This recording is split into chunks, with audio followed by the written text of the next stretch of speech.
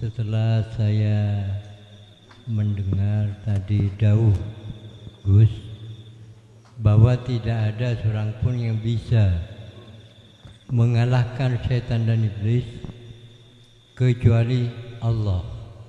Allah karena yang menciptakan. Selanjutnya Gus, salah satu ayat Allah berfirman, Innallaha la yughayyiru ma biqaumin hatta yughayyiru ma bi anfusihim. Artinya kurang lebih sesungguhnya Allah itu tidak bisa mengubah nasib satu kaum kecuali kaum itu sendiri mengubahnya. Pertanyaan saya Gus, apa hubungannya ayat tersebut kalau dikaitkan dengan ketetapan Allah sewaktu manusia masih ada di alam arwah yang tercatat di Lauh Mahfuz? Terima kasih Gus. Assalamualaikum warahmatullahi wabarakatuh. Waalaikumsalam warahmatullahi wabarakatuh.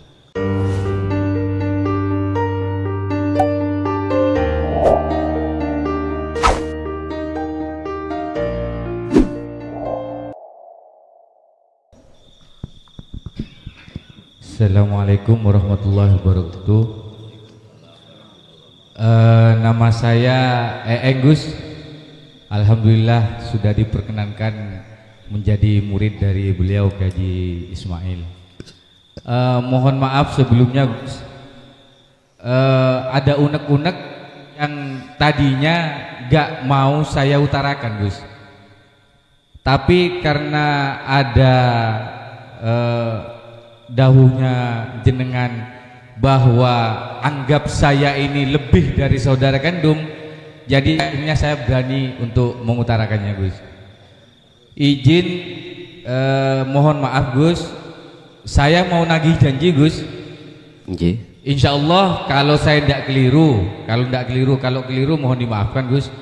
Dulu waktu pertemuan pengajian di Mangaran rumahnya Bapak Nawawi, jenengan pernah berjanji insya Allah kalau pertemuan lagi akan membahas tentang Al-Quranul Qadim. Itu yang saya tunggu Gus saat ini Gus. Kalau mungkin keliru atau ingatan saya mohon dimaafkan Gus. Mohon penjelasannya Gus.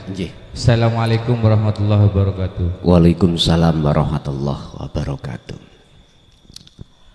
Qadim niku dahulu secara lugat. Maksud daripada Al-Quranul Qadim satu ayat tanpa ditulis tapi bisa dibaca. Itulah yang kusebut sebagai ayat-ayat yang tersirat di dalam ayat kauniyah atau Qur'aniyah. Ini maksud daripada Al-Quranul Qadim. Ayat Qur'aniyah yang berjumlah 30 juz, suratnya 114, yang tertulis ini kan kita pelajari di pondok pesantren. Loh, di dalam setiap ayat Qur'aniyah ini dari sisi makosid, maksudnya yang inti, itulah yang disebut sebagai Al-Quranul Qadim. Dan ini alhamdulillah akan diwujudkan sebagai ayat yang tertulis. Tapi dampaknya nanti bagi kita yang ada di mesti protes. Makanya besok itu Pak, tidak semuanya akan mendapatkan ini. paling tidak nanti ada 30 juz juga. Jadi 30 jilid. Ini berhak yang mendapatkan adalah panjenengan yang sudah berjalan la ilaha illa anta sampai la ilaha illa ana. Di luar itu mesti bingung. Contoh nggih. Alif lam mim. Ini kan sementara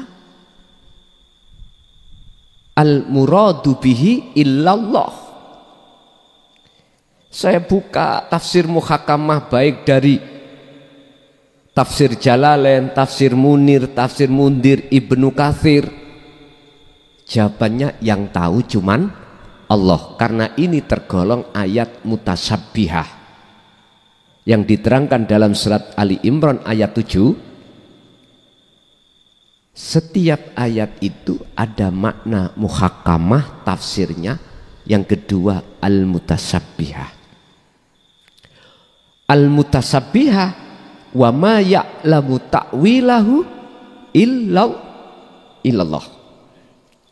Makanya yang paham nanti adalah golongan hati seseorang hamba yang Allah kehendaki, itulah golongan hati yang sudah mencapai ma'rifatullah.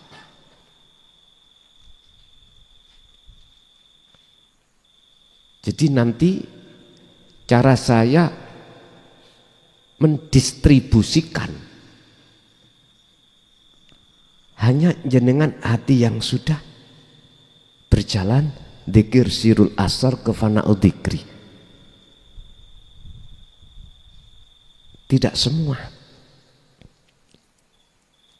Dan itu akan terdeteksi dalam hati kita kalau zikir rasa itu sudah jalan. Baru nanti itu jenengan dapatkan. Mulai juz 1 sampai juz 30 kalau per juz ya. Lah, tujuannya apa? Al-Qur'anul Qadim ini disampaikan di tengah masyarakat. Pertama, syariat dan thariqah jenengan kalih kula. Biar mau naik ke hakikat sampai ke makrifat. Sebab yang disebut Islam yang kafah itu di situ. Udkhulu fisilmi kafah. Al-Baqarah 208. Wahai orang-orang yang beriman, masuklah kau di dalam agama Islam kafah khalih sampurna, dengan sempurna. Ini sebab setelah ayat ini kita dihadapkan nafsu iblis yang selalu menjerumuskan kita. Wala tattabi'u khutuwati syaiton innahu lakum aduwwum mubin. Kita tidak akan bisa keluar dari bisikan setan dalam dada kita, enggak bisa. Artinya kita terjerumus. Dan kita tidak akan bisa keluar dari jeratan nafsu jikalau tidak ditolong oleh Allah. Sebab yang bisa mengalahkan nafsu setan cuman Allah, bukan kita. Kita olehnya bisa keluar dari jeratan nafsu karena anugerah Allah berbentuk pertama nikmatul ijad, nikmatul imdad di jalur rohim. Kita bisa menerima dinu tauhid, itu anugerah loh Pak. Yang kedua mengamalkan, itu juga anugerah. Berarti jenengan pahamnya bisa melakukan khalwat dzikir, itu sebab anugerah dari Allah. Memang satu sisi seakan-akan yang perang melawan nafsu itu kita, yang mengalahkan itu seakan-akan. Padahal sebetulnya yang mengalahkan itu hanya Allah. Ingat, malakum dzarraw wala naf'an. Selain Allah itu tidak bisa menolongmu, tidak bisa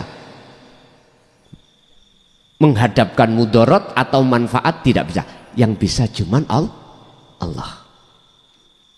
Oleh sebab itu bertuhanlah kepada Allah Al-Ahad yang Esa. Ya, kapan itu nanti aku dapatkan secara tertulis? Sebenarnya Pak, sebelum tertulis sudah jenengan dapatkan, yaitu bentuk ayat-ayat yang tersirat. Contoh, Dzalikal kitabu la raiba fih, utawi kitab alif lam ra itu Pak ya.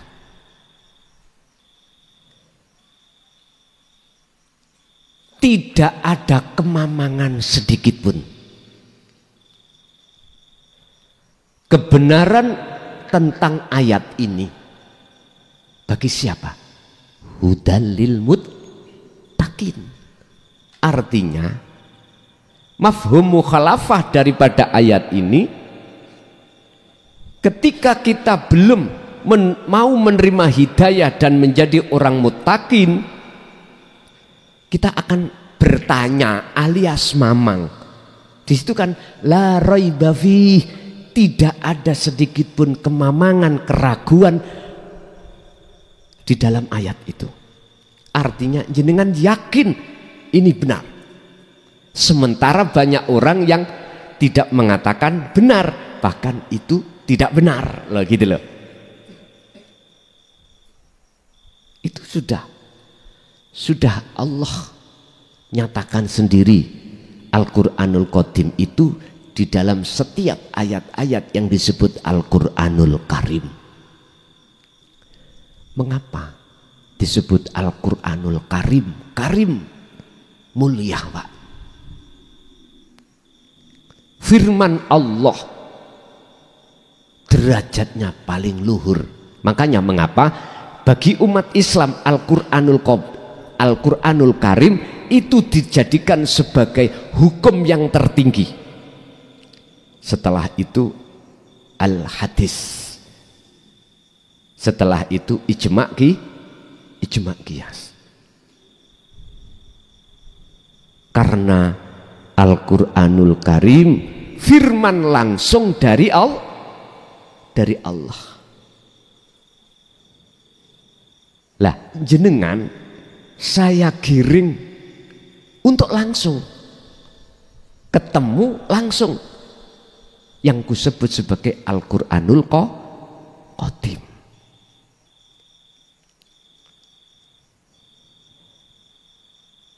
Sebetulnya Pak, tidak kita rasa ketika saat saya berbicara tentang hukum hakikat menuju makrifat, itu sebetulnya isi Al-Quranul Qadim. Cuman malam hari ini saya tegaskan terkait Al-Quranul Qadim, yang dulu pertemuan kapan saya berjanji akan membahas itu. Step by step pasti hal itu kusampaikan. Dan juga kulo yakin, dengan seyakin-yakinnya hati saya, kalau diperbolehkan Allah untuk menulis, berarti Al-Quranul Qadim itu bisa jenengan baca dengan mata telanjang. Tidak hanya dengan mata hati ainul basiroh, tapi dengan mata ainul basyariyah, mata telanjang ini. Apa maksud tujuan diantara lagi ini kok ditulis? Mungkin dengan berat hati Pak, mohon maaf ya. Saya tidak bermaksud menyalahkan, enggak. Dengan berat hati saya katakan banyak di antara wahyu Allah langsung yang kita sebut sebagai Al-Quranul Karim, makosidnya itu tidak diarahkan pada yang sebenarnya. Ditariklah kita kepada makosid yang tidak sebenarnya. Dirasa ini sudah, mohon maaf, terlalu parah, maka wajiblah itu dinyatakan keasliannya. Bukan yang diubah dari sisi lugat, tulisannya, enggak. Yang diselewengkan itu adalah dari makosid yang sebenarnya dari Allah, maksudnya apa? Ingat Pak, semua ayat itu pasti ada asbabun nuzul. Sebab-sebab diturunkan ayat ini apa sebab? Mengapa contoh Allah menurunkan waqumu lillahi qanitin, supaya sholat kita diperintahkan dengan khusyuk, karena kita posisi ruh waktu sholat itu tidak bisa khusyuk. Kalau sudah khusyuk, gak mungkin akan muncul ayat yang menekan kita, memerintahkan kita untuk khusyuk, gak mungkin. Sama dengan ayat ya ayat Tuhan nafsul mutmainnah, panggilan terhadap diri jenengan, irji'i ila rabbiki radiyatan maradiyah. Mengapa kita dipanggil kembali pada Allah? Karena kita tinggalkan Allah kebanyakan di situ. Kok umpama nggak tinggalkan, nggak mungkin Pak dipanggil, nggak mungkin. Makanya mengapa kita waktu di pesantren disuruh untuk tidak hanya belajar tentang masalah ilmu hadis Quran, tapi juga kita diwajibkan untuk belajar ilmu alat, dan juga kita diwajibkan belajar ilmu balaghah dan mantek. Itulah persoalannya. Mohon maaf, saya sendiri tidak sealim panjenengan sedoyo dalam hal ilmu dohir mboten. Kalau niki namung ukur-ukur. Tahu ukur-ukur nggih? Ono ayo mek tak sampai no A. Saya nggak tahu B, aku gak bakal menyampaikan B.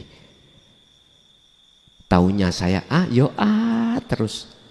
Aku taunya A kok. Aku B nggak tahu, aku juga nggak bisa nyampaikan B. Taunya A, yo A terus. Jadi itulah maksud Al-Quranul Qadim. Umpama saya baca mulai Bismillah sampai akhir surat An-Nas, nggih ngapunten, ini nanti pasti akan kusampaikan kalau ayat surat Al-Quranul Qadim itu sudah tercipta. Jadi ketika saat saya menyampaikan ini satu. Nomor dua, kita tidak terasa selama apa yang kusampaikan ini adalah intinya untuk menuju dan bertemu Allah, itu ayat-ayat yang dari isi Al-Quranul Qadim. Oke, mungkin itu sebuah info tentang Al-Quranul Qadim Pak ya. Saya sudah bahasa akal saya, apa resiko nanti jikalau itu tercipta? Saya sedikit banyak sudah menimbang-nimbang Pak. Tapi saya tidak bisa Pak keluar dari perintah Allah. Gak bisa. Tetap itu harus saya laksanakan. Walaupun butuh tenaga, butuh waktu yang lama. Sampak-sampak mohon maaf Pak, saya diperintahkan untuk melepas gigi, tak lepas Pak. Oke, ini pasangan Pak. Oke, mulai 1 Rajab berarti 1 Januari saya lepas Pak. Ini pasangan semuanya. Sehingga nggak bisa makan tetel, jenang, nggak bisa. Kalau mekso saya makan, coplok Pak, kantil. Saya suruh gundul, tak gundul Pak. Ya sudah. Apalah sebuah arti secara fisik kalau itu toh pada akhirnya akan fana. Dan itu sebuah arti yang menurut saya ada dua hal, tergantung jenengan kalih kula berbangga diri dengan dohir monggo, tapi dengan catatan tidak mengalahkan cinta sampai datang Allah. Taruhlah cinta Allah di atas segala-galanya, nggak masalah. Tapi mohon maaf, prinsip saya beda. Sedikit aja, bukan perkaranya gigi saya sakit, enggak Pak, enggak. Just memang disuruh melepas. Bahkan ketika saat saya suruh melepas dokternya enggak mau. Sebab saya minta dalam satu waktu itu 8, 5 dan 3. 8 saya suruh melepas pada satu waktu. Pak dokter sanjang, wah enggak bisa. Satu aja, besok nanti lagi, besoknya lagi satu. Karena hitungan beliau nggak salah secara anatomi, ya, di dalam kesehatan tubuh ini akan berdampak terhadap saraf. Lah saya tidak pakai itu ya Pak. Aku hanya bersikekeh secara ruhania. Akhirnya dengan paksa Pak, saya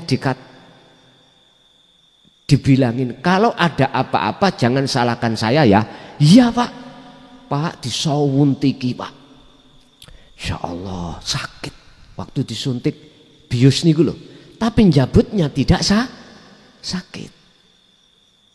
Habis itu Pak, ompong anak saya yang terakhir nggak mau dekat saya. Nggak mau dekat, saya dipanggil kakek Huhu. Saya tidur sama dia, nggak mau, mungkin takut. Akhirnya saya konsultasi lagi kepada dokter. Dok, bisa dipasang lagi? Bisa, tapi tidak seperti aslinya. Akhirnya dengan terpaksa dimal. Entah bagaimana cara dokternya, dimal, akhirnya bisa Pak. Tapi yo aglik-aglik ngeten niku kudu roto. Nggih, mboten masalah. Bagi saya nggak ada masalah. Para malaikat walaupun itu berat terhadap sujud terhadap Nabi Adam, beliau lakukan. Karena dia hakikatnya menyembah Allah dengan bentuk perintah. Orang-orang hakikat tidak berat untuk sholat. Sebab dia tidak bermaksud nyembah batu. Tapi menyembah Allah. Mohon maaf.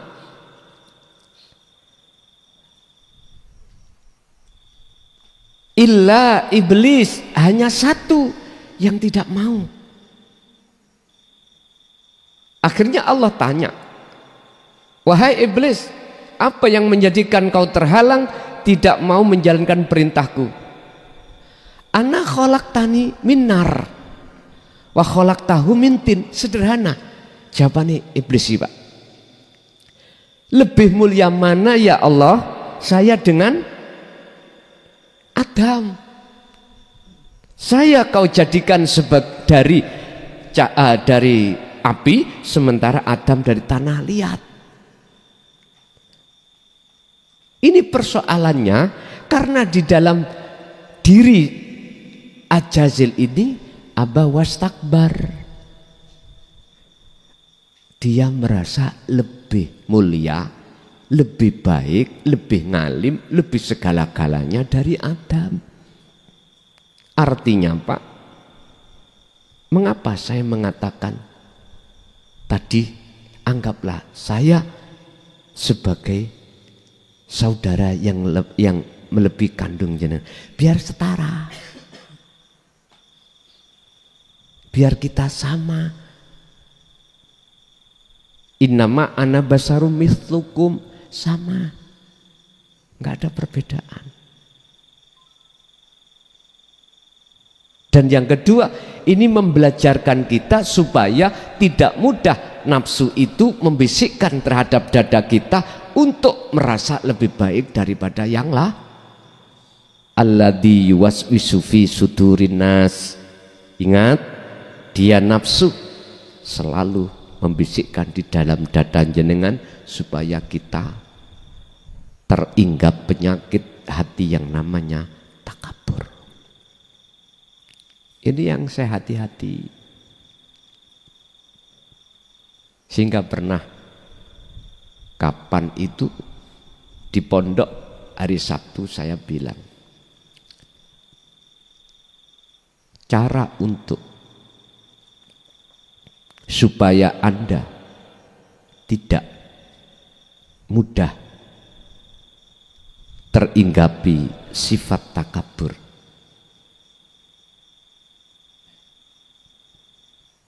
berlakulah orang yang membencimu. Akhirnya kau dihina. Sebab takabur muncul sumbernya, faktornya berbagai macam. Satu, karena jenengan dikatakan di tengah umat masyarakat sebagai orang alim, sehingga masyarakat yang tidak tahu akan memuja, memuji, menghormatimu. Disitulah rentan kita merasa orang hormat, rentan hati kita akan teringgapi rasa mulia, rentan dalam hati kita akan mudah muncul takabur yang disebut lebih baik daripada orang. Udah, kalau seperti itu serban dideleh, kopiah dideleh, baju dilepas, semuanya. Inilah bebas. Udah.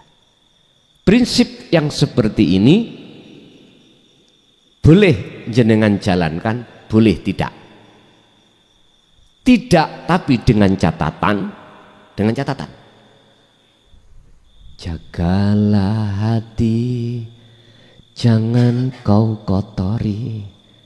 Jagalah hati, cahaya ilahi, berarti berzikirlah terus, baru aman. Akhirnya gebiarnya dunia apapun, pujaan masyarakat apapun, tidak akan menjadikan hati jenengan merampas bajunya Allah tadi. Sebab yang berhak bertakabur hanyalah Allah.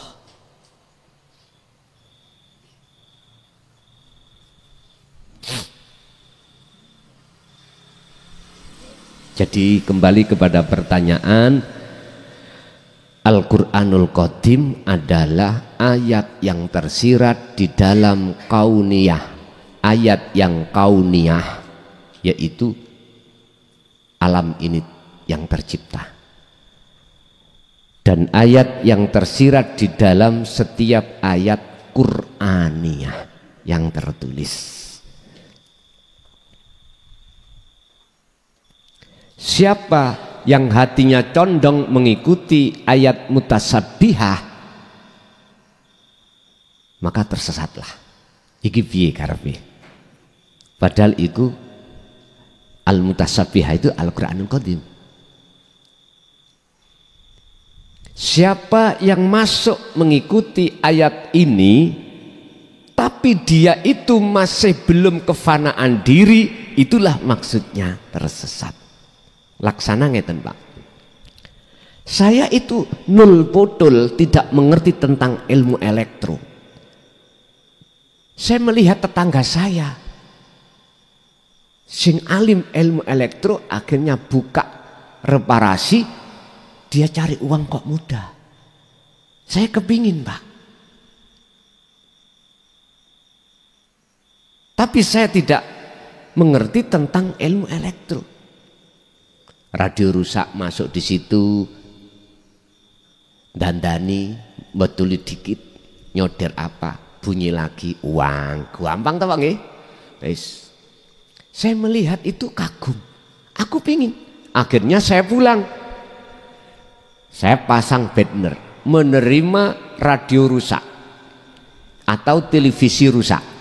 Tapi saya tidak mengerti ilmu elektro. Banyak yang memasukkan radio televisi rusak.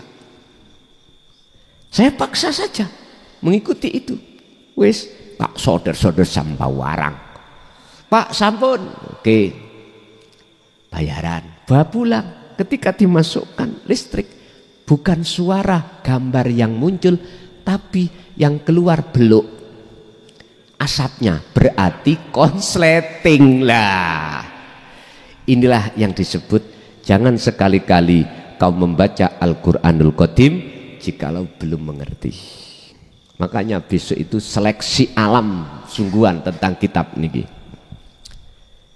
Nggih, mungkin itu sekedar info terkait masalah Al-Quranul Qadim. Mekaten. Nggih, mohon maaf jikalau jawaban saya tidak memuaskan dari panjenengan. Mekaten. Nanti secara per ayat pasti akan kusampaikan ketika saat itu sudah tertulis. Mekaten. Assalamualaikum warahmatullahi wabarakatuh. Mohon maaf Gus, saya mengikuti Gus itu di YouTube dan juga di Sneak Video. Terus saya ikuti tentang penjelasan Gus tentang masalah ilmu hakikat dan makrifat.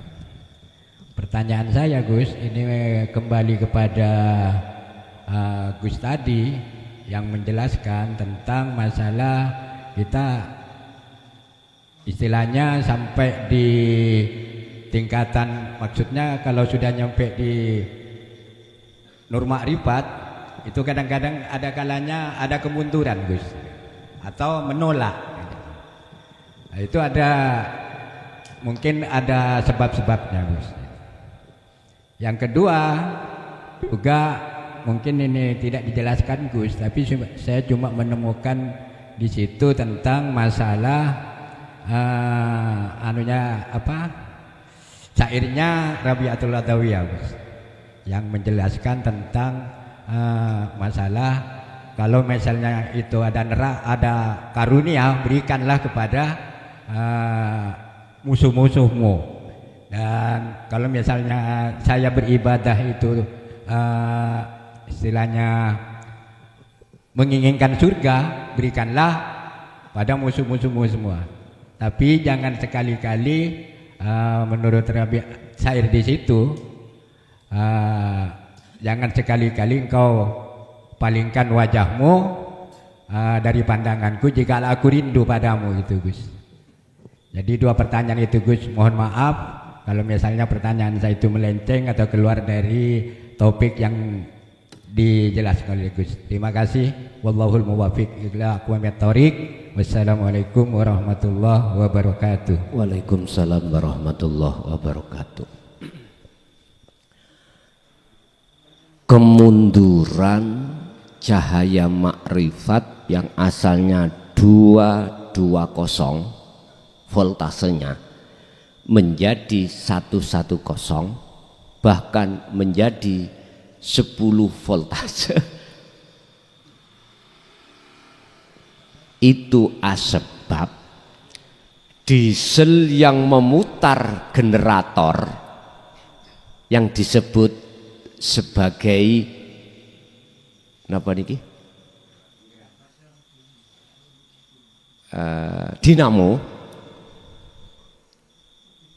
Minyak zaitun telas, solari telas. akhirnya suaranya diesel berebet, otomatis daya tarikan diesel untuk memutar dinamo berkurang, otomatis voltasenya turun. Bisa diterima? Hanya dzikir kita berkurang itulah Pak, menjadikan nur makrifat itu biur petik watah, umpama biur terus, bahkan pet nggak pernah biur. Makanya mengapa dalam surah Al-Insan 25 Allah katakan terhadap kanjeng Nabi, wadhkur Muhammad isma rabbika bukrata wa asila. Pagi, siang, sore, wa minal laili, juga malam.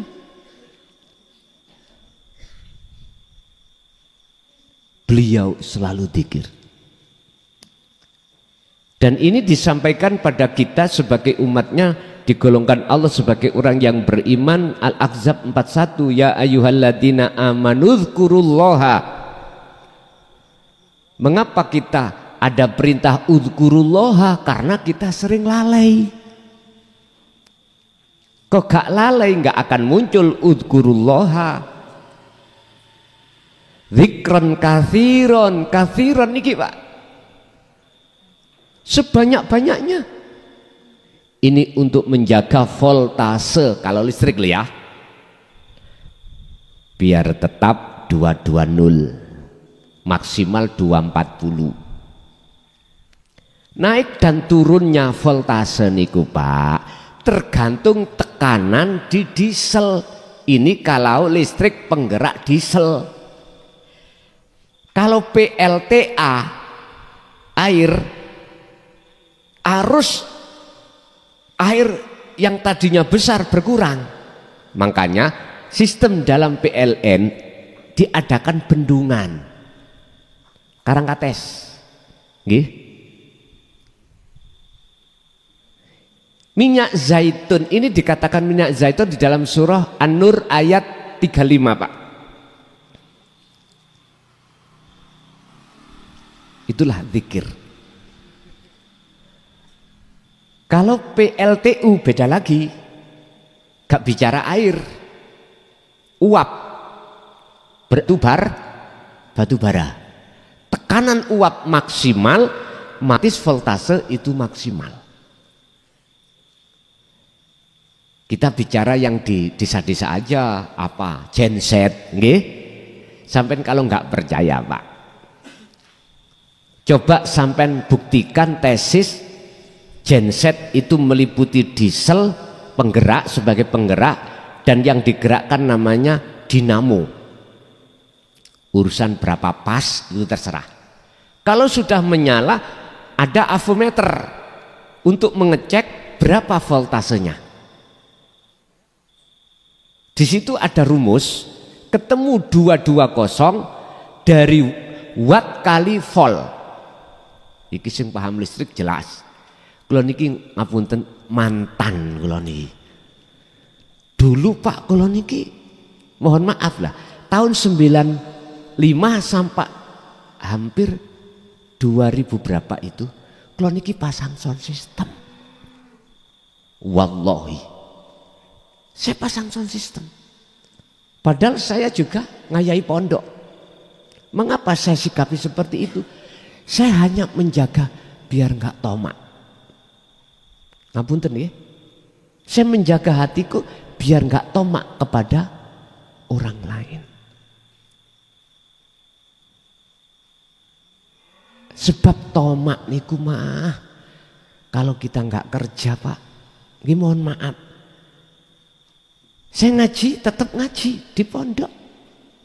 Tapi tetap satu sisi saya ya kerja, harus kerja. Untuk menanggulangi hatiku dari ketomaan. Sehingga alhamdulillah bisa membebaskan santri mondok gratis. Gratis. Cuman kitabnya tak kongkon beli sendiri. Ngajinya ya nggak ada bisaroh, nggak ada. Sahriyah nih gila ya, disebut sahriyah. Biasanya yang pondok kan ben bulan berapa. Hanya semata-mata saya nalangi biar nggak muncul sifat tomat. Kalau saya nggak kerja, makan apa? Lah gitu toh. Akhirnya menjagakan apa? Menjagakan itu Pak. Nunggu-nunggu pemberian orang lain. Saya juga beristri, juga beranak, butuh makan. Terlepas dari sound system, tetap saya kerja di sawah sebagai petani. Tidak hanya mengelola pondok, tapi juga tani. Sampai sekarang Allah meletakkan saya kerja sebagai kepala desa atau keliben apa? Kelibun. Iya. Lah nanti terlepas menjadi kepala desa apa kerjanya? Harus kerja Pak saya. Harus. Apakah kembali penyewaan sound system atau enggak terserah. Nek dulu memang saya yang mengoperator sendiri. Sampai kalau enggak percaya, diesel yang sudah menyala dan sudah mencapai voltase di avometer itu 220, coba biarkan menyala, nanti lama kelamaan solarnya habis. Kalau tidak jenengan isi lagi, matilah dia. Kalau mati pasti akan turun. Berarti cahaya makrifat, nur makrifat yang sudah Allah taruh di dalam hati jenengan, cara untuk menjaga bahkan untuk menaikkan voltase, satu, berzikirlah. Dzikron katsiron fasabbihuhu bukratan wa asila, baik siang maupun malam. Saya tanya saudara-saudara kita yang ada di thariqah, para mursyid mesti mewajibkan terhadap kita sebagai murid jaga dzikir, terutama dzikir sir. Niki bentuknya hati tetap disuruh wadkur isma rabbik, nama Allah disebut Allah.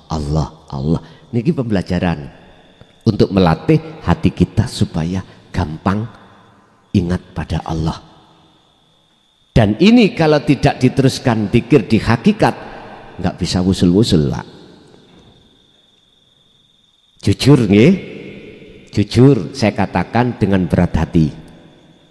Artinya langkah berikutnya jenengan ini harus sampai ke makrifat lewat la ilaha illa anta. Udah, amalkan itu. Maksudnya bukan dari segi bacaannya, itu yang harus kita amalkan.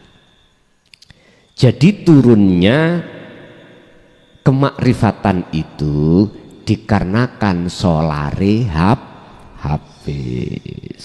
Satu. Nomor dua, berkenaan dengan makalah dari beliau Robiah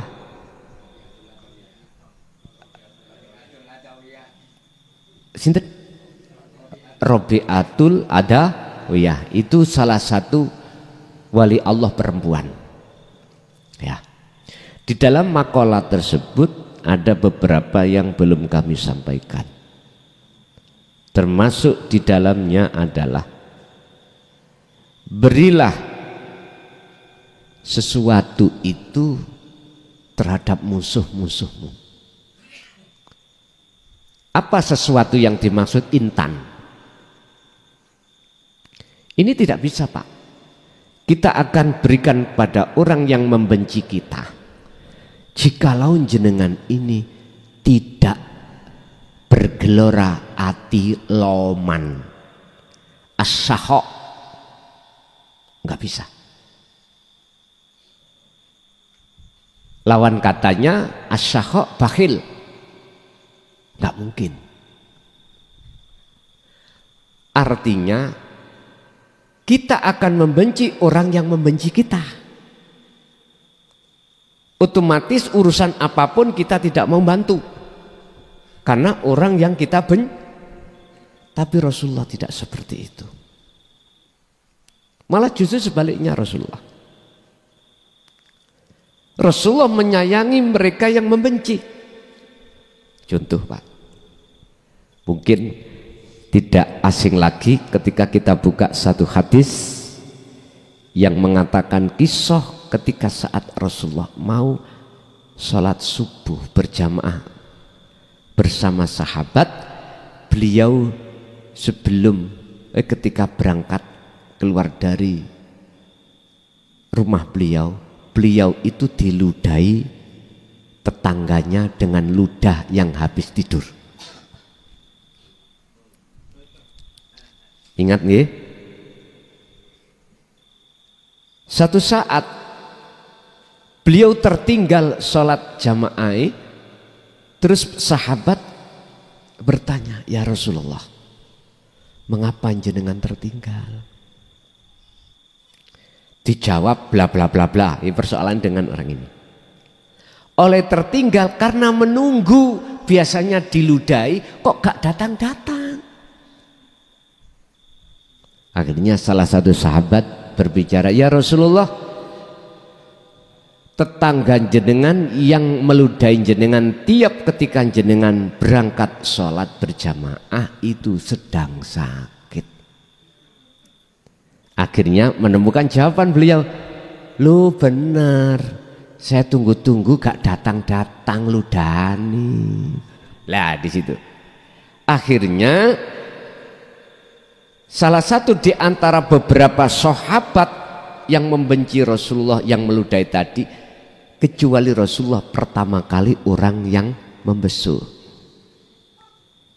Ketika beliau mendatangi tetangganya yang sakit, disitulah beliau yang sakit mengatakan, ya Muhammad, saksikanlah asyhadu an la ilaha illallah wa annaka Muhammad Rasulullah.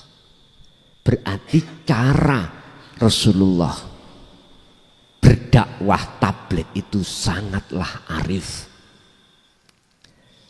Mana yang dimaksud berikanlah sesuatu itu terhadap musuh-musuhmu. Mohon maaf Pak ya, ini sebetulnya sayangilah mereka yang membencimu. Mohon maaf, saya beranikan menyampaikan dinut tauhid di tengah umum itu tidak pandang siapapun. Baik yang menolak, yang menerima, tetap saya sampaikan. Urusan resiko, saya dihina, dicaci, saya ikhlas, nggak apa-apa. Bahkan Pak, mohon maaf ya, dulu sudah saya sampaikan, sampean tahu WA di dalam HP saya, tidak semuanya itu suka. Mohon maaf, saya dipanggil anjing, babi. Ajaran saya yang saya sampaikan dikatakan roti rasa tai. Terima kasih saya ucapkan. Andai kata sedikit saja hatimu membuka diri dan menyadari atas kebenarannya di dalam dan faham, aku yakin gak seperti ini. Oleh karena jenengan belum paham, saya maklumi. Berkomentar seperti itu, saya juga maafkan. Mohon maaf, Sabtu kemarin juga ada salah satu jamaah yang mohon maaf karena awalnya mencaci diri saya. Saya maafkan. Saya sudah bilang, enggak apa-apa. Karena saya punya memakai prinsip, Janganlah kau salahkan orang yang matanya buta ketika berjalan dia itu tertabrak tembok. Jangan salahkan.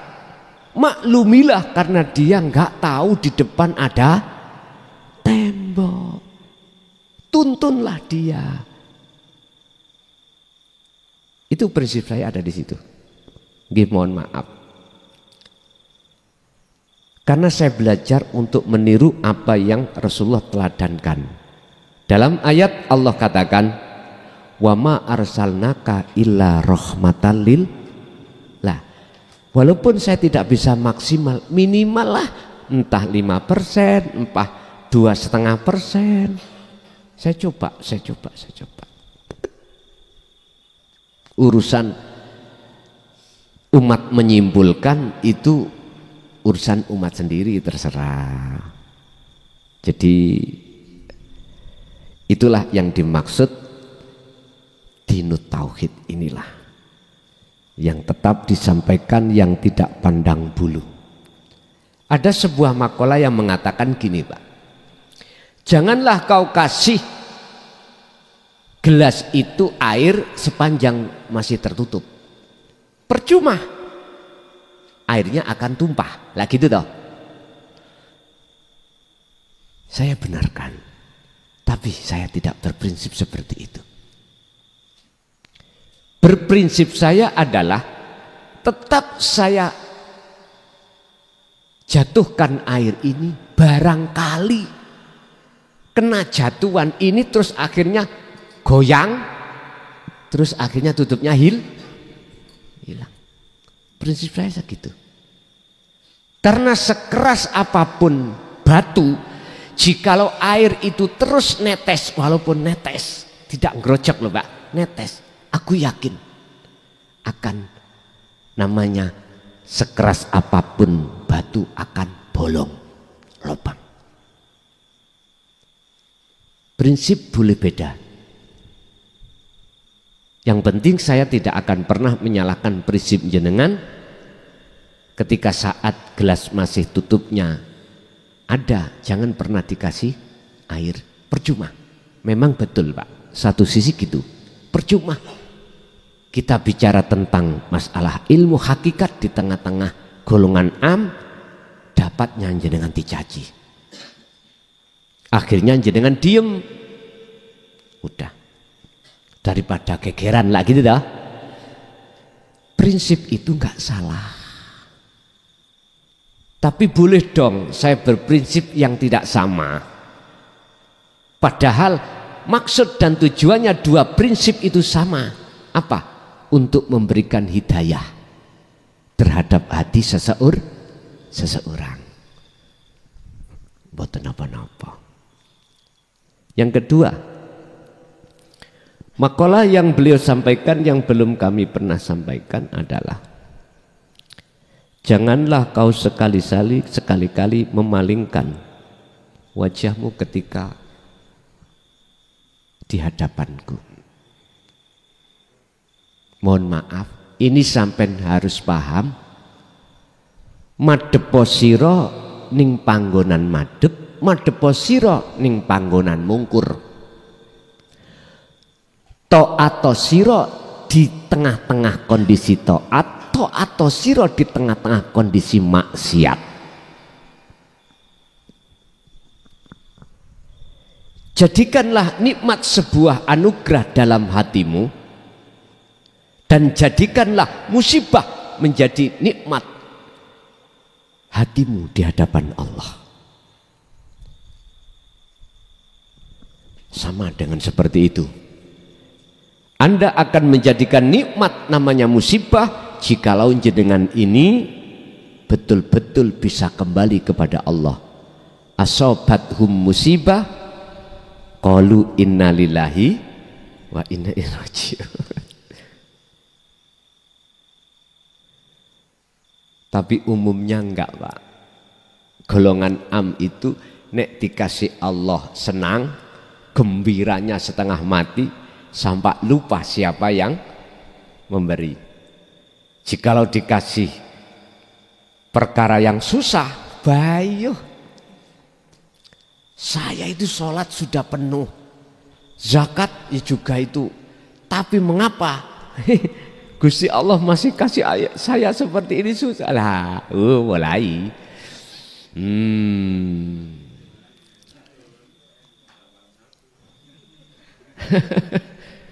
Terus maksudnya jenengan dikongkon taat ning panggonan taat, suruh madhep ning panggonan madhep, dan suruh madhep ning panggonan mungkur, atau taat manggon maksiat piye karepe. Dalam kehidupan kita sehari-hari Pak, sebagai manusia yang Allah ciptakan, mesti ngadepi dua takdir. Enak, senang, susah. Secara syar'i. Taat, maksiat secara syar'i. Bala, nikmat secara syar'i.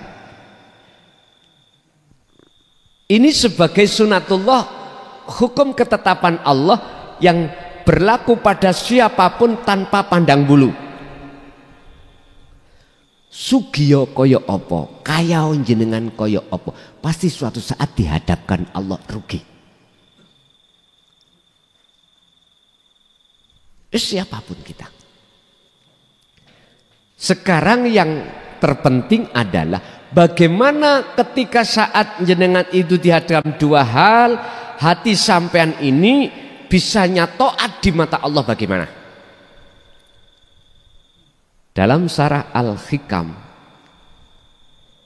itu ada makalah yang mengatakan, lihatlah wanita cantik itu yang menghantam batu terhadap dirimu, janganlah kau lihat batunya. Batu itu takdir. Wanita cantik adalah Allah. Jikalau kau melihat wanita cantik, terkesimalah kau. Terpesona aku. Tapi jikalau kau melihat batunya, marah-marah, bisa-bisa jenengan misuhi dulur kula sing Madura ya napa Pak? Bahasane niku lho. Wujudnya rupanya ya napa suarane? Kata-kata yang tidak baik itu. Termasuk COK. Ngoten.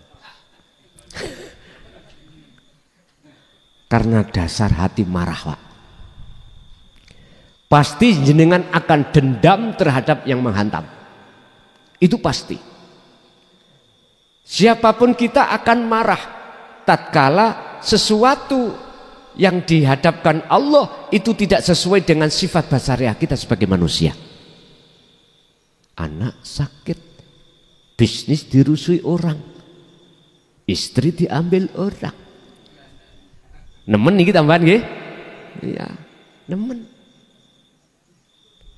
Anak disakiti orang. Udahlah Pak, siapapun kita pasti marah. Terus bagaimana cara melihat wanita cantik itu? Padahal wanita cantik itu beraling-aling sembunyi di pintu. Bagaimana caranya kita itu bisa melihat wanita itu? Pintunya itu hilangkan Pak. Kaifa yutasawwaru niki wonten hikam pasal kalau nggak salah 15 sampai 25, kalau nggak salah 24. Tidaklah mungkin Allah itu bisa ditutupi, dialing-alingi dengan sesuatu. Sebab sesungguhnya Allah itu ada di setiap sesuatu. Oleh karena kita melihat sesuatunya itu nampak, akhirnya Allah tidak tampak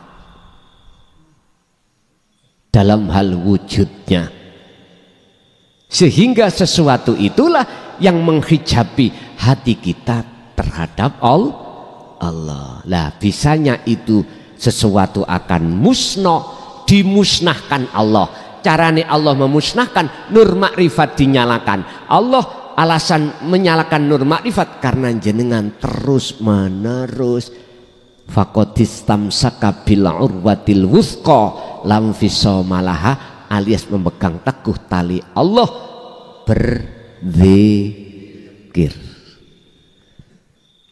Sekilas info ngeten. Pun ada lagi Bapak Ibu, ada, monggo.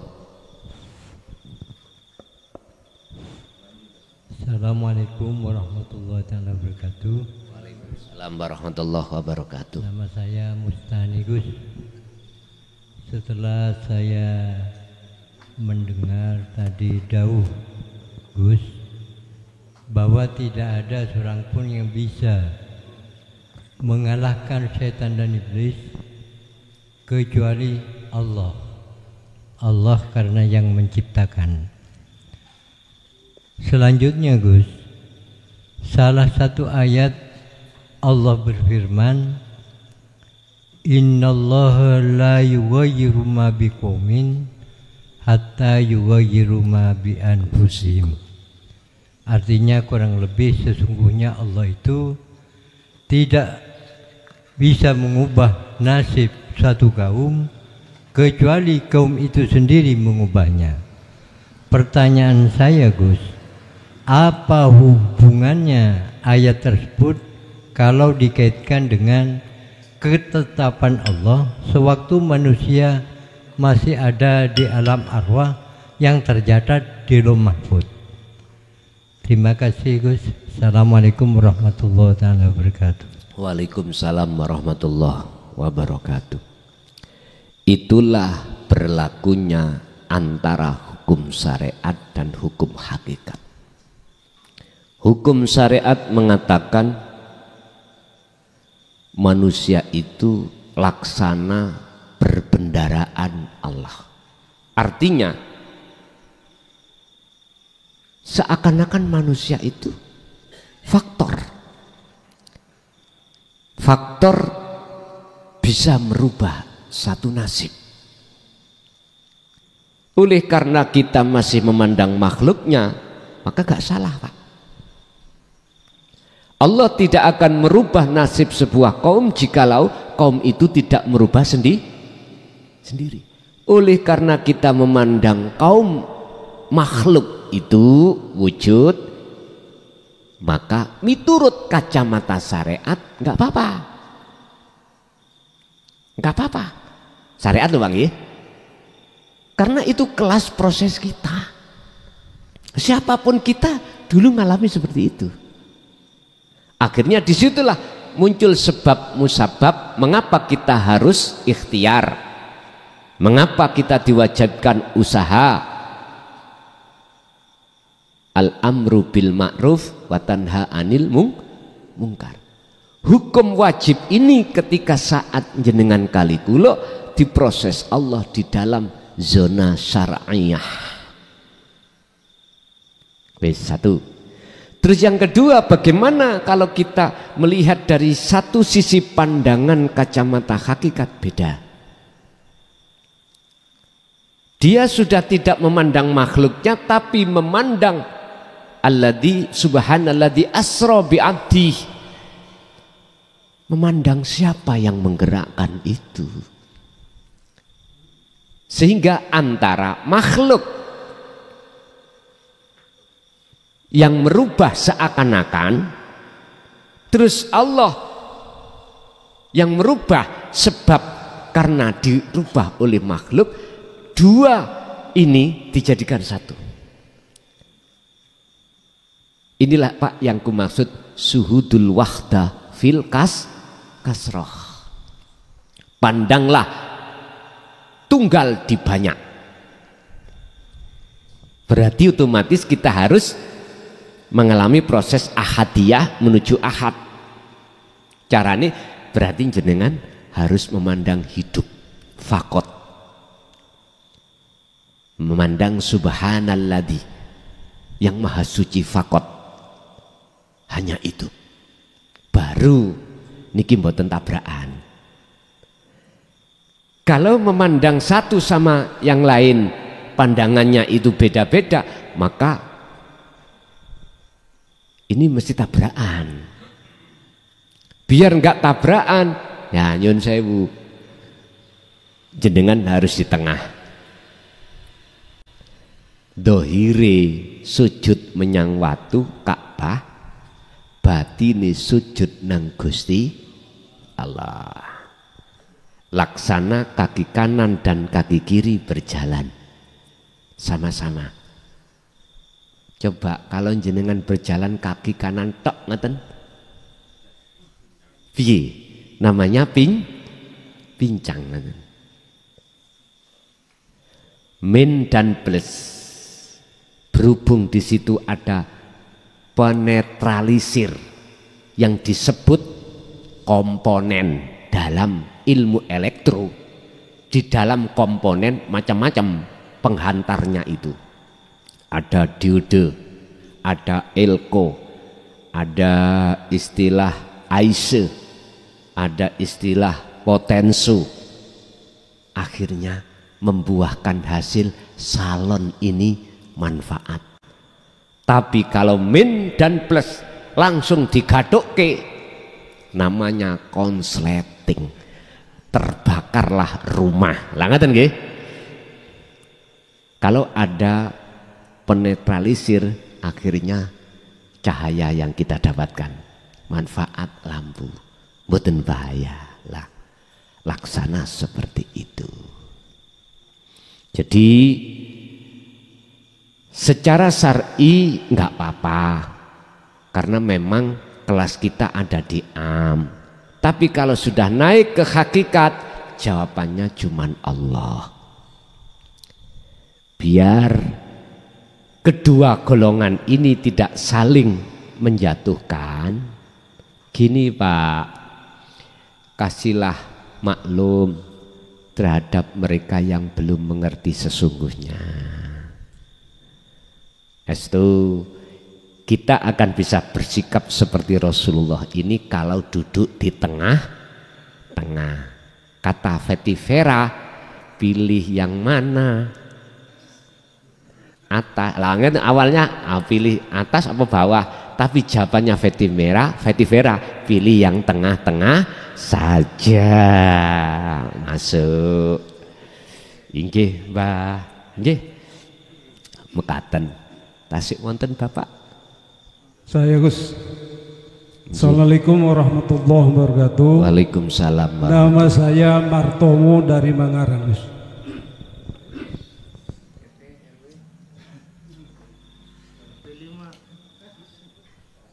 Pertanyaannya begini Gus ya. Di waktu dulu saya pernah mendengar di pengajian bahwasanya Allah menurunkan kitab-kitabnya, bahasanya disesuaikan dengan bahasa masyarakat setempat. Contoh, mohon dikoreksi Gus kalau salah. Taurat diturunkan kepada Nabi Musa, bahasanya bahasa Suryani. Benar, alhamdulillah. Injih. Lantas Zabur diturunkan kepada Nabi Daud, bahasanya bahasa Ibrani. Nomor 3, Injil diturunkan kepada Nabi Isa, bahasanya bahasa Kipti. Yang terakhir Al-Quranul Karim diturunkan kepada Nabi Muhammad, bahasanya bahasa Arabi. Pertanyaannya Gus, seandainya, andai kata barangkali Gus, Nabi yang terakhir itu diturunkan di situ Bondo, Gus, dilahirkan di situ Bondo, Gus, berarti Al-Quran itu bahasanya bahasa Madura, Gus. Benar, Gus? Ini yang pertama.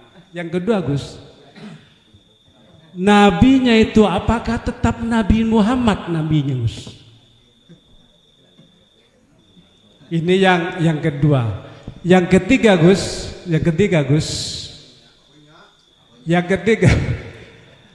apakah Al-Khaliq sang pencipta alam semesta tetap bernama Allah, Gus? Kalau dilahirkan di situ Bondo, Nabir yang terakhir itu Gus. Sekian Gus. Wassalamualaikum warahmatullahi wabarakatuh. Waalaikumsalam warahmatullahi wabarakatuh. Ini jawaban saya tetap dua kacamata.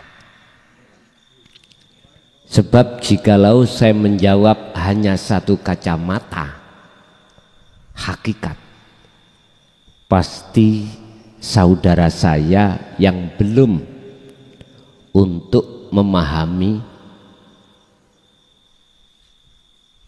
akan menyalahkan. Wong butuhnya ini adalah kesadaran. Pertanyaan pertama, apakah kalau Nabi dan Rasul itu diturunkan Allah di tengah-tengah kota Situbondo, apakah dia berbahasa Madura? Nah, kacamata syariat saya berkata bahwasannya la nabiyya ba'da. Ngoten nggih? Nabi dan Rasul terakhir hanyalah Muhammad ibnu Abdillah.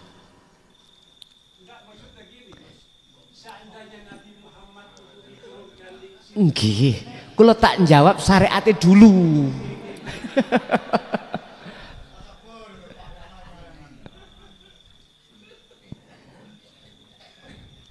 Sampun nggih. Niki tensine pun didukurno lho. Santai mawon. Karena di dalam hukum syariat hujah juga ada. Sama dengan gini, jikalau baik itu datangnya dari Allah, jikalau jelek datangnya dari nafsumu sendiri, ini hujah Quran. Dari arah inilah berarti ada sang penguasa ganda. Lah gitu.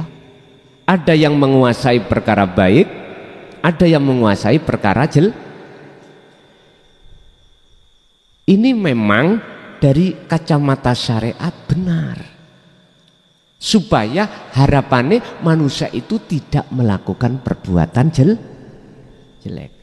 Akhirnya muncullah resikonya dosa, jadinya neraka. Langgatan nggih?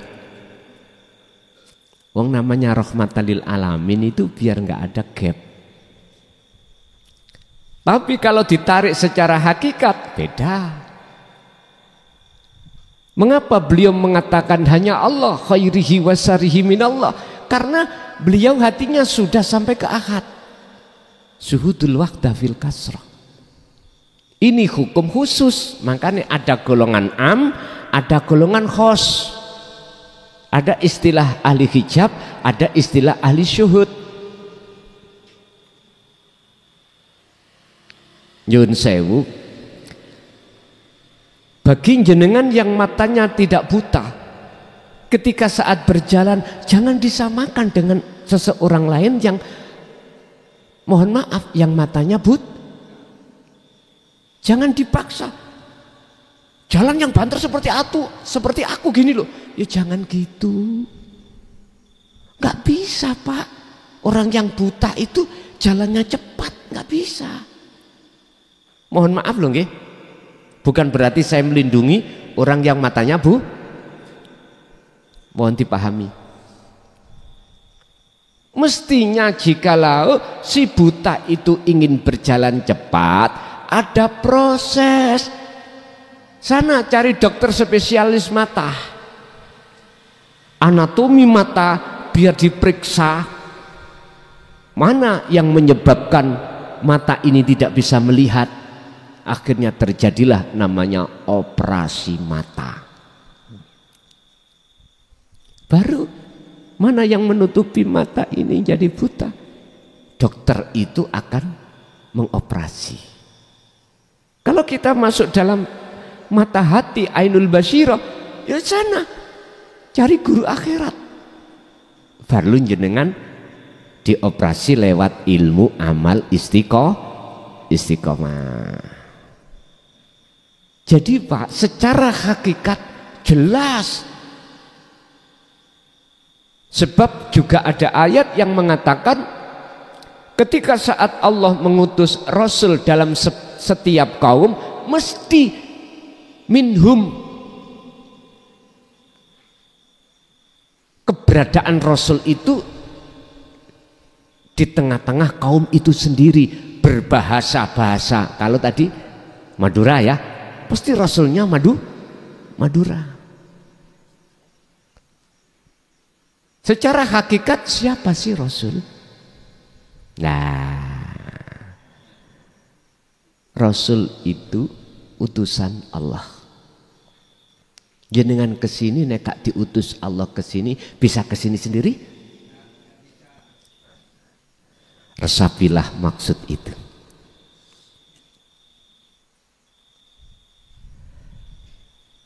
Saya juga lupa di surat mana, ayat keberapa Allah mengatakan ketika saat Allah mengutus utusan itu mesti dari kaum itu sendiri.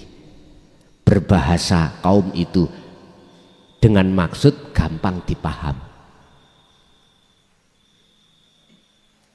Apakah kitabnya itu harus berbahasa Madura, bahasa saya secara hakikat? Ya. Gak mungkin Allah mengutus utusan di tengah-tengah kaum saudara saya Madura itu berbahasa Inggris. Nggak mungkin Pak. Hakikat loh nggih, hakikat.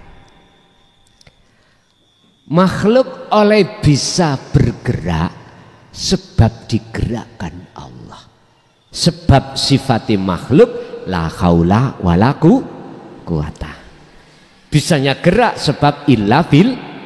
Berarti makhluk itu statusnya adalah utusan Allah. Ngerti lho Pak?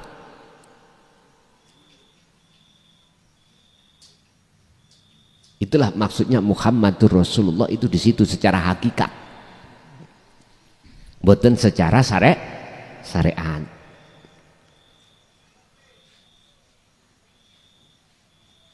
Wallahu khalaqakum wa ma ta'malun. Allah yang menciptakan seluruh makhluk, wa ma ta'malun, dan apapun yang muncul dalam diri makhluk itu bersumber dari Allah.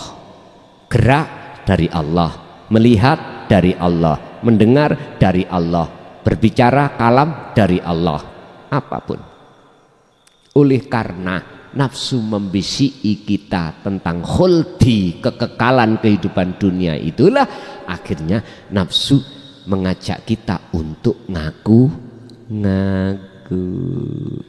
Wa ma ubari'u nafsi innan nafsa la amaratum bisu. Ngejak lalai pada Allah. Akhirnya jangan heran kalau hati kita selalu nggak sadar kalau itu peran Allah, bukan peran kita yang memiliki. Makanya didatangkanlah sebuah Rasul untuk menyampaikan dinul haq supaya jenengan iki sadar bahwasanya kita makhluk tidak punya daya upaya apapun, kekuatan untuk melakukan apapun. Tapi jikalau itu terjadi kekuatan atau daya upaya semata-mata illa billah. Jadi leres Pak, bahasa ini bahasa Madura, Situbondo Madura, Jawa ya Jawa. Saya tidak kontek dari syariat. Kalau kontek dari syariat berarti beliau Muhammad ibnu Abdillah. Setelah itu enggak ada. Makanya mengapa Rasulullah tidak punya putra jaler? Mboten punya putra jaler. Punya tapi pun sedo. Hasan Husain itu kan dari Sayyidina Ali kalih Siti Fatimah sebagai putranya Kanjeng Nabi. Yang menurunkan Nur Muhammad itu Bopo. Wiji yang ditanam itu dari bopo. Orang perempuan itu wadah. Makanya mengapa kita di dalam ilmu syariah kalau kita memberikan Fatihah itu kok rujuknya kepada sang ayah. Karena Nur Muhammad wiji kang dumadi yang terjadi dalam hidup itu dari seorang bopo. Sekarang timbul pertanyaan, lah itu Nabi Isa mana boponya? Lah ngoten nggih. Pun inilah sifat jaiz Allah. Apapun akal yang tidak bisa menerima, in aroda syai'an ayyakula lahu kun fayakun, jadi. Sebab Allah punya 3 sifat. Ada sifat jaiz, ada sifat wajib, ada sifat mohal. Ini di antara 3 sifat ini terbagi. Sifat wajib 20 terbagi menjadi 4, nafsiyah, salbiyah, ma'ani dan maknawiyah 20. Sifat mohal ini ada 20 juga, lawan kata daripada sifat wajib, berarti 40. Satunya adalah jaiz. Artinya jaiz, berkendak silakan, enggak yuk enggak apa-apa, itu urusan Allah. Sekarang kalau kita bicara sifat daripada Rasul juga ada 3. Wajib, mohal, juga jaiz, ya dah. Wajib 4, mohal juga 4, jaiz 1. Lengkaplah 50. Sesuai dengan sholat aslinya kita mendapatkan 50. Sekarang diringkas menjadi 5, tapi mutunya seperti 5. Syarate wa ma khalaqtul jinna wal insa illa liya'budun. Aktivitas apapun gunakanlah hati. Inni wajjahtu wajhiya baru. Sekarang kita 5 gak jadi buah kok. 5 belawak ati, dibawa kucing garong, dibawa mau macam-macam.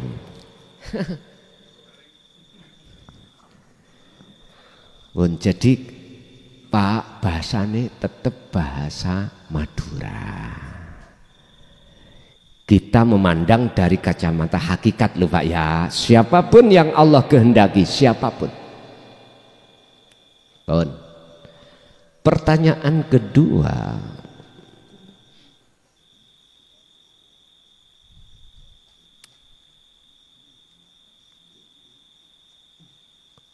apakah namanya juga Muhammad? Hakikatnya ngapunten.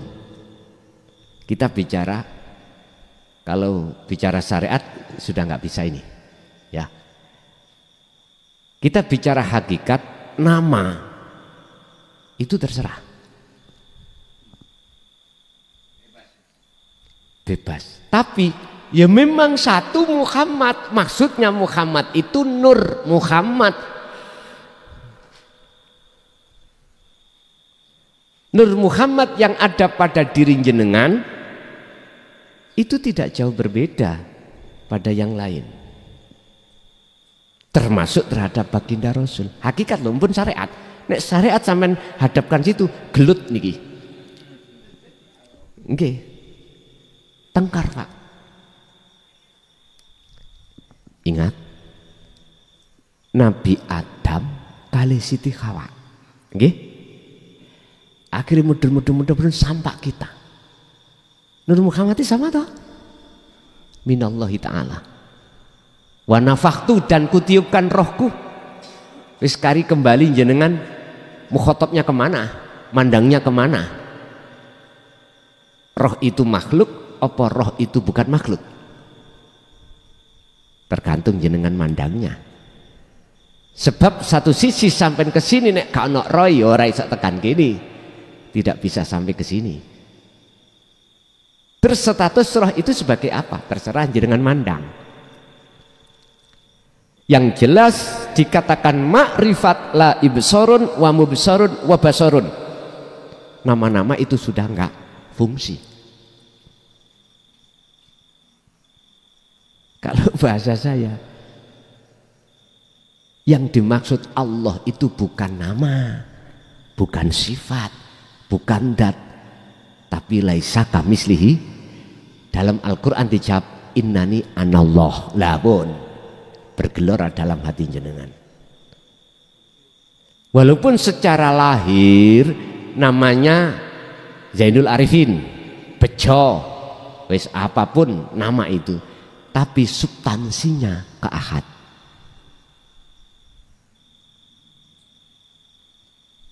Jadi jawaban saya Pak terkait nama, boleh jasad ini beda, tapi substansinya semuanya adalah Allah. Yang nomor 3,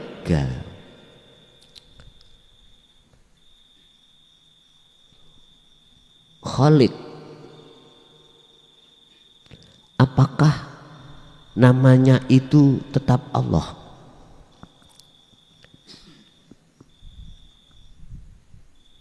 Niki kan akhir zaman toh. Secara syariat, setelah akhir zaman niki kita akan memasuki fase yang berikutnya adalah yaumil qiyamah.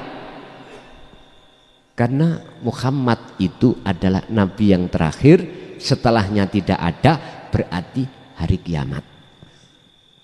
Miturut kacamata syariat, disebut kiamat adalah isi dunia semuanya langit Allah hancurkan. Tidak ada satupun yang wujud yang ada kecuali Allah. Oke, itu betul secara syariat. Terus bagaimana kita memandang secara hakikat? Fananya dalam hati jenengan perkara selain wujud Allah itulah kiamat.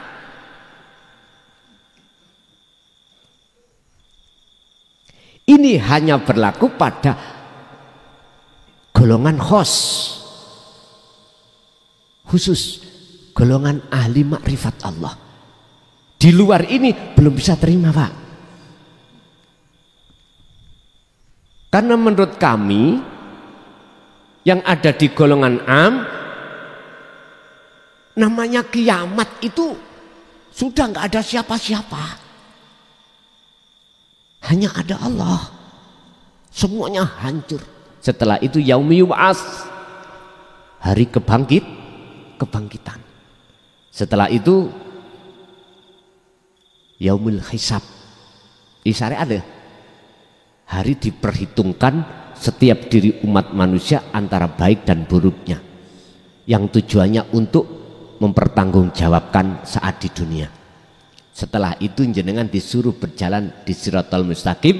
Ada golongan 2, ada yang jatuh ke neraka, ada yang ke surga. Syariat. Boleh mohon izin saya mengatakan secara hakikat, biar klop pertanyaan jenengan dengan pertanyaan apakah namanya juga Allah. Lagi tidak? Pun kulo jawab,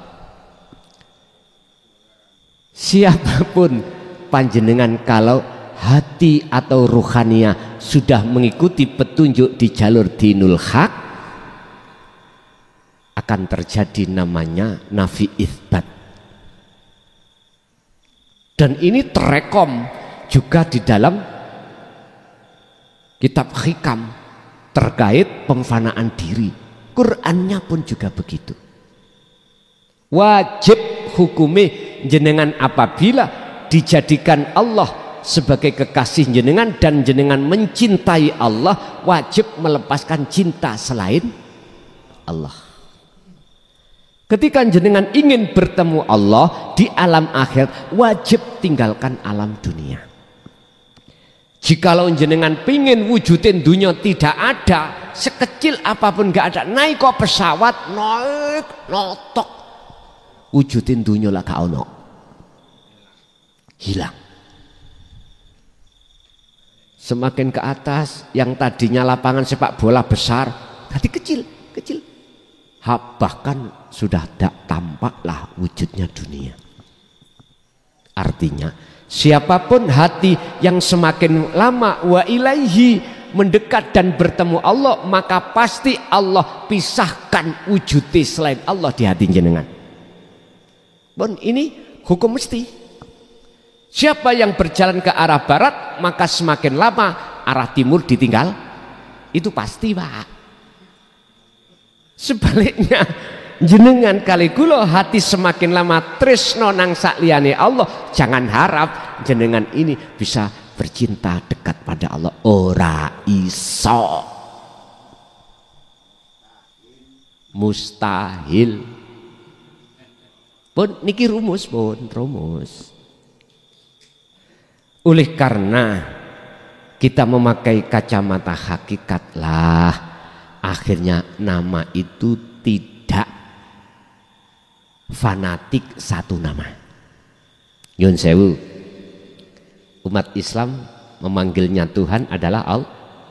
Dasarnya Quran ada, surat Maryam 36, innallaha huwa rabbi wa rabbukum fa'budu hadza siratul mustaqim.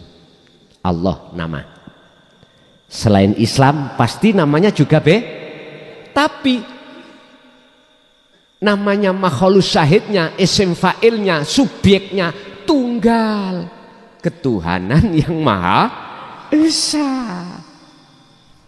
Sekarang tinggal pertanyaannya, mana agama yang mendidik dan mengajarkan umatnya untuk mengahadkan nama? Jelas Islam lewat Al-Quran jelas mengajarkan, bukti kul huwallahu ahad. Udah.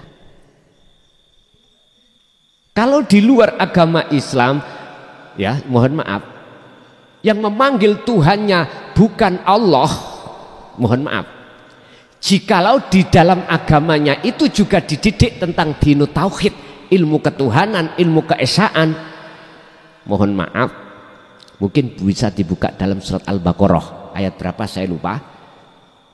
Termasuk orang-orang yang beriman pada Allah, orang Nasrani, orang Yahudi, orang Asobi'i, apa? Ada kok.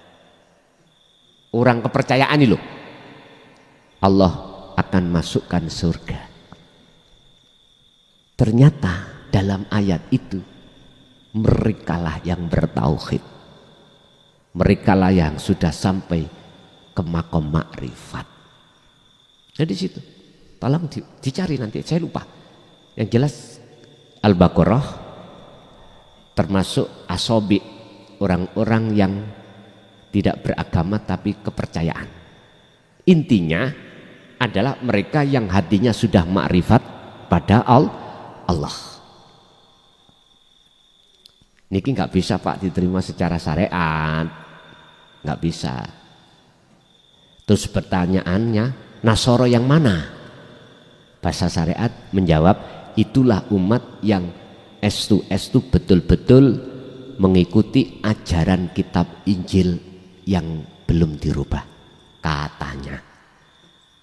Sebab di dalam dawuh ayat kitab Injil itu ada firman Allah yang mengatakan bahwasanya besok ada nabi akhir zaman namanya Muhammad, kitab yang dibawa Al-Quran. Saya ada Injil di rumah, ada Pak. Saya cari firman yang seperti itu, belum saya temukan. Saya punya Injil. Ada perjanjian baru, ada perjanjian lama. Belum saya temukan. Ya, mohon maaf loh ya. Tapi di Quran itu kok mengatakan itu. Ada pertanyaan, mengapa harus ada Al-Quran? Apakah Zabur, Taurat, Injil itu enggak sempurna? Sempurna Pak. Tapi mengapa harus ada muncul habis satu ke yang lain, yang kedua? Mengapa kalau ini sempurna kok muncul lagi yang ketiga? Kalau ketiga ini sempurna, mengapa harus muncul lagi yang terakhir Al-Quranul Karim? Mohon maaf, kalau boleh saya berpendapat, Oleh karena mulai awal 2, 3 ini isi aslinya diselewengkan maksudnya, itulah akhirnya kesempurnaan wahyu Allah dicidrai, akhirnya diturunkanlah. Bukan perkaranya jabur mboten sempurna Pak. Taurat Injil gak sempurna. Mengapa harus muncul Al-Quran? Itu alasannya. Sebab ada tangan-tangan yang tidak bertanggung jawab mengalihkan maksud di dalam perayat itu. Salah satu di antaranya, mohon maaf, sholat wajib khusyuk. Siapa yang mau berbicara itu wajib? Ada? Enggak ada. Sing penting gugur kewajiban. Mohon maaf loh ya, mohon maaf. Saya mengatakan wajib karena ayatnya surat Al-Baqarah 238 mengatakan wakumu, perintah. Kalau perintah wajib di jalan lillahi qanitin, lillahi karena Allah, qanitin ay khosyin. Menurut saya ayat ini saya maknani wajib khusyuk. Khusyuk niku takrifnya adalah bertemu Allah baru bisa khusyuk. Bisa nih bertemu Allah, nur makrifat itu harus menyala. Bisanya nur makrifat menyala, jenengan terus ilmu amal istiqomah disebut dzikir terus menerus. Baru simple nggih? Kalau sudah di situ namanya sambawaran. Sing penting ke ahad. Ngapunten.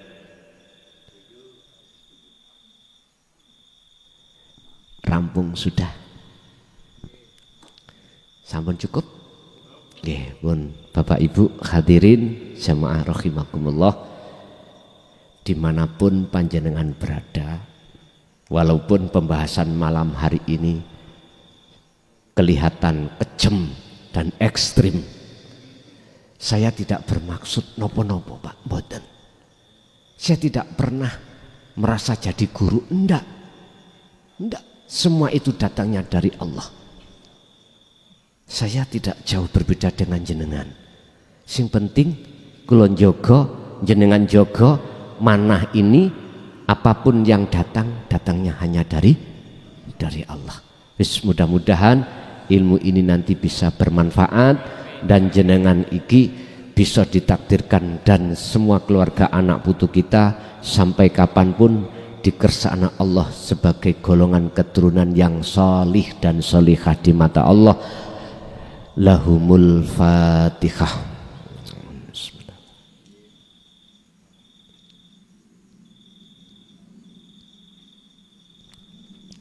Untuk doa sesepuh mawon, boten sesepuh mawon kula sik umur 30.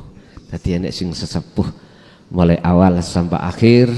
Bila mana ada kalimah yang menyinggung perasaan jenengan, jujur demi Allah saya nggak ada maksud untuk menyinggung, hanya untuk litaukid, menguatkan iman sampean supaya bisa keiksan semata gitu Pak. Akhirul qaul hada, ihdinas siratal mustaqim. Assalamualaikum warahmatullahi wabarakatuh. Alhamdulillahirrabbilalamin. Video telah kita simak. Semoga apa yang disampaikan oleh beliau bisa bermanfaat. Kami selaku admin memohon maaf yang sebesar-besarnya.